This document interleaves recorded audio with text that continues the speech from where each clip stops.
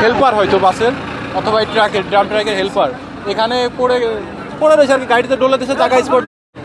আর একটা মহিলা মারা গেছে নিচে থেকে বাসের, ওটা হলো বাসের ছিল, বাসের একটা মহিলা। তো আর যারা ছিল, যারা আহত ছিল তাদেরকে সবাই হাসপাতালে নিয়ে যাচ্ছে, এদিকে দিক নিয়ে গেছে। আপনারা কয়জন দেখছেন? এখানে মারা গেছে 2 জন মারা গেছে, এটা আমরা এইখান থেকেই দেখছি। 2 জন জায়গা থেকে ডেট হয়েছে, এটা আমরা স্পটে দেখছি। এটাই আমরা এই জায়গায় এসে পাইছি, ঠিক আছে। এর পরবর্তীতে এর আগে অনেকটা নিয়ে গেছে, পরবর্তীতে আইসে অনেকটা নিয়ে গেছে, এরপর হাসপাতালে যে হয়তো বোঝা যাবে।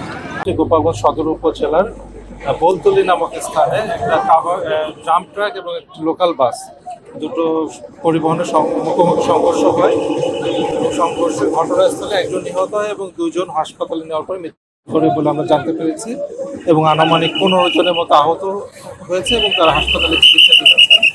এখানে আমাদের হাইওয়ে পুলিশ, ফায়ার সার্ভিস এবং বিআরটিএ আমরা সবাই এসেছি যান চলাচল স্বাভাবিক করার জন্য। আমরা আমাদের যথাসাধ্য চেষ্টা করে যাচ্ছি, আশা করি দ্রুত সময়ে আমরা যান চলাচল স্বাভাবিক করতে পারব।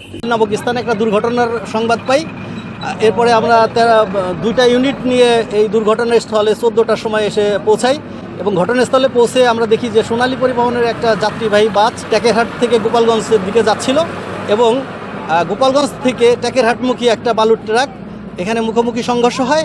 মুখোমুখি সংঘর্ষ হলে এখানে আমরা 3টা ডেড বডি উদ্ধার করতে পেরেছি এবং আহত 10 জনকে আমরা গোপালগঞ্জ মেডিকেল কলেজ হাসপাতালে হস্তান্তর করেছি আর কি।